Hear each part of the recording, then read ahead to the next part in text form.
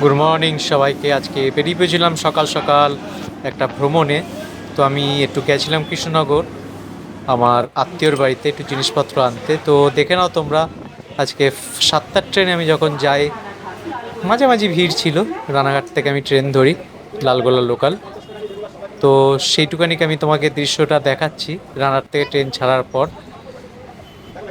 ট্রেনে করে যাওয়ার পথে ভালোই, আজকে ওয়েদারটাও সেরকম গরমও ছিল না, আবার মানে ভ্যাপসাও ছিল না, হাওয়া চলছিল। তো যাক, মজা করতে করতে আমি ট্রেনের গেটে করে বেরোলাম।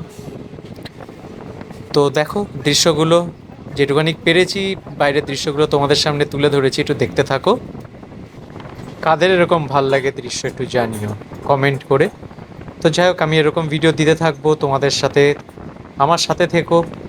আমি চাইবো আমার যেসব বন্ধুরা আমার চ্যানেল সাবস্ক্রাইব করবে এবং আমার সাথে থাকবে, আমি অবশ্যই তাদেরকে ভালো ভালো ভিডিও এবং আমার জীবনে যেরকম লাইফস্টাইল চলে এবং আমি যেখানে ঘোরাফেরা করি সব কিছু দেখাতে থাকবো।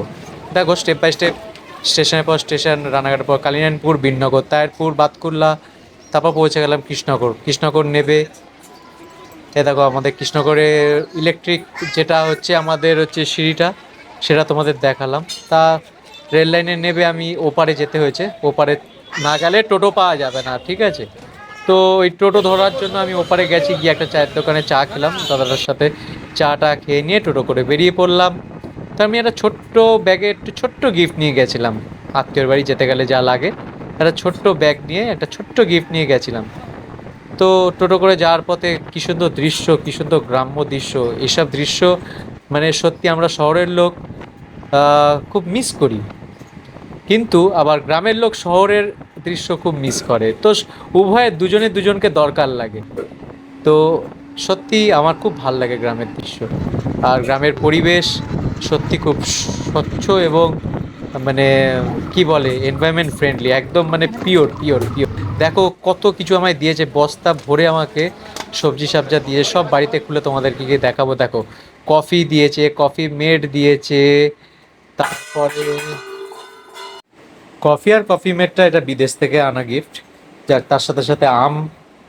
তারপরে আছে, এটা ছিল হচ্ছে ডাল, মুসুরির ডাল, আচ্ছা, কালো মরিচ, এলাচ, লবঙ্গ, আচ্ছা, তারপর হচ্ছে শুকনো লঙ্কার গুঁড়ো, হলুদের গুঁড়ো, তারপর দিয়েছে হচ্ছে পেঁয়াজ, রসুন, ঠিক আছে, অনেক কিছু দিয়েছে, অনেক কিছু। দেখো রসুন এটা, তারপর এটা পেঁয়াজ, তারপর জমির চাল, সবচেয়ে মেন জিনিস চাল, যেটা দিয়ে আমরা ভাত খাই।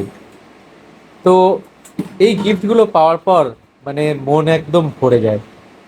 তারপরে রাত্রেবেলা একটু পাঙাশ মাছ নিয়ে আসা হয়েছিল, সেদিনকে তোমাদেরকে দেখিয়েছি আগের ভিডিওতে। পাঙাশ মাছ আর হচ্ছে কাতলা মাছ, সে পাঙাশ মাছ রান্না। তো সবাই দেখো আজকের ভিডিও এইটুকুনি, সবাই সাবস্ক্রাইব করে দিও, ভালো লাগলে ভিডিওগুলো ফলো করো, তাহলে খুব খুশি হব। Thank you.